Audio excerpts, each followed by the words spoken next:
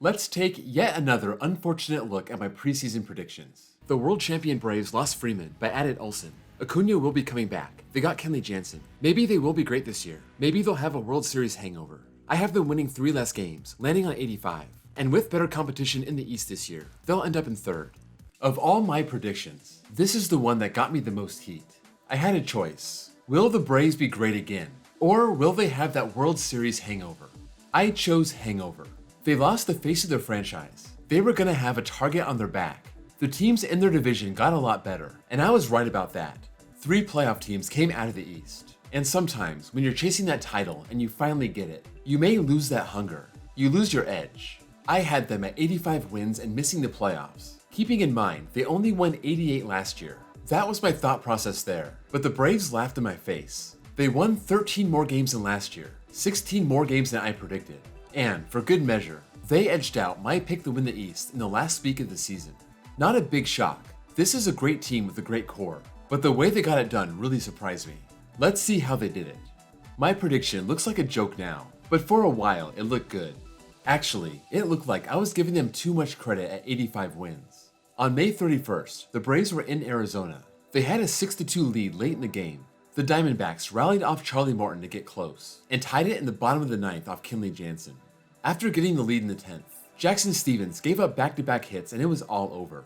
The Braves' record fell to 23-27. The team was only hitting .234 and were 16th in the league in runs scored. For the most part, their core guys were hitting well, just with a few exceptions. You had Eddie Rosario, hitting .068 through April 24th before going on the IL. And then you had Adam Duvall, hitting .190 with 2 homers. The bigger problem was they were 22nd in the league in runs allowed. Charlie Morton was sporting an ERA of 5.47. Ian Anderson was up at 4.34. Tyler Matzik was at 5.06. Those guys were so key in last year's World Series run, and they were not getting the job done. Despite all this, nobody seemed to be concerned. Sure, they were 10.5 games behind the Mets, but I've never seen anyone so calm over a defending champ 4 games under 500, 50 games in. The main reason for this was how last year unfolded.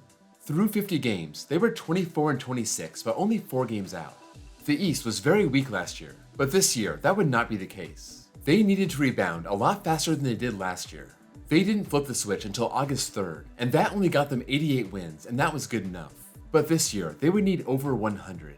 Lucky for them, after that crushing loss to Arizona, they flipped that switch and left it on all the way till the end. From June 1st to June 15th, the Braves did not lose a game. That 14-game winning streak sparked a 21-6 month, then an 18-8 July, 18-10 August, and they rounded out the season at 21-10. They went from 4 games under 500 to 40 games over 500. They erased that 10.5 game deficit, and they were champs of the NL East. We all got familiar with the World Series team, but it was some new faces that drove this turnaround. First, take a look at the guy who sparked a 14-game winning streak that turned the season around. I'm talking about Kyle Wright. He came up in 2018, became a full-time starter in 2020, but he was only 2-4 with a 5.21 ERA. He would spend most of 2021 in the minors. He was added to the World Series roster and gave up 1 run in 5 2/3 innings. That was very good, and he was on his way to making the opening day roster. He put in a full season, led the league with 21 wins, and he posted a career-best 3.19 ERA. On June 1st, he shut out the Diamondbacks over 6 innings and launched a winning streak that lasted half a month. The Braves scored 6 runs in that win over the Diamondbacks, and there was another young player right in the center of the action, William Contreras. He went 3 for 5 with 2 doubles and an RBI, bringing his average over 300. Contreras put in some time in 2021, a .215 average and a .701 OPS over 52 games. But in 2022, he would have a breakout year. In the first half, he hit 11 homers and had an OPS of .877, and that earned him a spot on the All-Star team. The next day, the Braves center fielder and number 9 hitter had a breakout game. Michael Harris went 3 for 5, including 2 runs scored and an RBI. He made his debut on May 28th. This game on June 2nd was only his 6th game, and he would never look back. This was the first of 10 multi-hit games in the month of June. He hit safely in 22 of 27 games, raising his average to 325, and the 21-year-old established himself as an everyday player. There was another development right before the Braves got hot. On May 30th, Spencer Strider made his first major league start. He had been coming out of the bullpen up to that point. He had appeared in 11 games, pitched 24 1/3 innings, and he had a great .222 ERA. he became a star right away. Not every game was pretty, but more often than not, he was on. Over 20 starts, he gave up 1 run or less in 13 of them, and 2 runs or less in 16 of them. That's good for a 2.67 ERA. Right at the end of that 14-game winning streak, the Braves lost their all-star second baseman Ozzie Albies to a fractured foot. Orlando Arcia stepped into that role, and in his first start at second base, he went 2 for 4 with a home run, 2 runs scored, and 2 RBI. He would go on to have a career year over 67 games, the only time in his career that he finished with an OPS plus of over 100. But in mid-August, Arcia would have to bow out to yet another exceptional rookie, Vaughn Grissom. He became the everyday second baseman for the last 2 months of the season, and he hit .291 with a .792 OPS in his first 41 games in the majors. Those are the guys that are new to the majors, but what about the guys that are new to the team? The big move this offseason was letting Freddie Freeman go and trading for Matt Olson. I said at the time, even though Freddie Freeman is still in his prime, Matt Olson could be an upgrade long term. How did Matt Olson's production replace Freeman's from last year? Both guys are workhorses. Freeman missed 3 games, Olson didn't miss any. Olson is a doubles machine, and hit with some more power and drove in more runs, but Freeman had a much better average and OPS. You could call this a wash, depending on what you value. The other matchup is Will Smith versus Kenley Jansen. The Braves actually had Will Smith. They sent him to Houston midseason for Jake Odorizzi, but Kenley Jansen was anointed the closer. Smith put in more work last year, but Jansen had more saves, which makes sense. This year, the team was in better position to give the closer opportunities. Jansen's ERA is a few points less, but again, this is about a wash. The Braves did a great job replacing the players they lost. This team came together starting on June 1st, 23-27 before, and 78-34 after. Think about that. They lost just 7 more games in the final 4 months of the season compared to the first 2. Their offense was not a major problem before, but they went from 4.14 runs per game and ranking 16th to 5.19 runs per game and finishing 3rd. Their 22nd ranked pitching staff climbed all the way back to 5th. I mentioned Rosario and Duvall and their awful starts. Well, Rosario never got it going, and Duvall had a season-ending wrist injury in July, but their stars from last year were still shining this year. Austin Riley was an all-star and an MVP candidate, more homers and a better OPS plus this year, but the rest of his numbers were a bit down.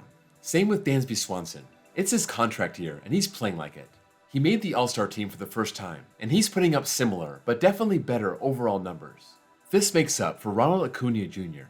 Even though he was able to play a lot more this year, he wasn't nearly as dominant as he was last year before he got hurt. In the end, this offense scored a grand total of 1 less run than last year, despite winning 13 more games. So, how about that pitching? I mentioned Tyler Matzek.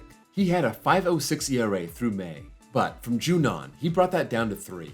Charlie Morton still had a down season, but if you throw out that .547 ERA through May, he pitched the last 4 months of the season at .389. Ian Anderson went the other direction, going from .469 to .548, and he got sent down to the minors. Luckily, he had other guys pick him up. Max Fried was my Cy Young pick this year, and he deserves some votes. He brought his ERA down more than half a run, and pitched 20 more innings from last year. He was their clear ace, and last year, I think that title belonged to Charlie Morton. AJ Minter was also a standout in the bullpen. He threw 22 more innings than last year, and brought his ERA down almost 2 runs. And when they thought they needed a little more help at the deadline, they got Raisel Iglesias from the Angels. All he did was pitch in 28 games with a 0.34 ERA. That's just 1 earned run as a Brave. Overall, the staff gave up 47 fewer runs than last year. It doesn't really seem that this team should have improved by 13 games based on these numbers. The starters were about the same, 372 compared to 384, but the bullpen was much stronger, 303 compared to 397. That, along with their record in 1-run games, is probably the most telling. In 2021 and 2022, they won 26 1-run games. The only difference is in 2021 they lost 31, and in 2022 they only lost 18. That's a 13-game difference, the same difference in their win total from last year. It all comes full circle. I didn't know what to expect from the Braves this year. They were slightly above average last year and went on a great playoff run, and the team this year was floundering to start the season. But it was the young guys that were given opportunities and ran with them, and they really propelled this team to 101 wins and the division title. Maybe, without their outstanding performance, they do win 85 games or less and I get the last laugh. But they showed up and I was wrong. I know they just got knocked out of the playoffs, but I am fully buying into the Braves long term. Not just because they are obviously amazing at scouting and drafting and developing. They are locking up all their talent for the long term. Michael Harris, Austin Riley, Matt Olson, Ronald Acuna, Ozzie Albies, Spencer Strider. It's remarkable what Alex Anthopoulos has been able to do. We've seen other teams lock up their young stars, but not on this scale. He's building a model franchise. So, Braves fans, sit back and enjoy the ride. You're going to be relevant for a long time. That's all I have for the Braves. Let me know if you have any thoughts or comments on this team, or if there are any other important points that I missed. Sound off in the comments below. If you enjoyed this video, please drop a like. And if you're new here and love baseball, please give me a sub for more content just like this. Thank you all for watching, and I'll see you all next time.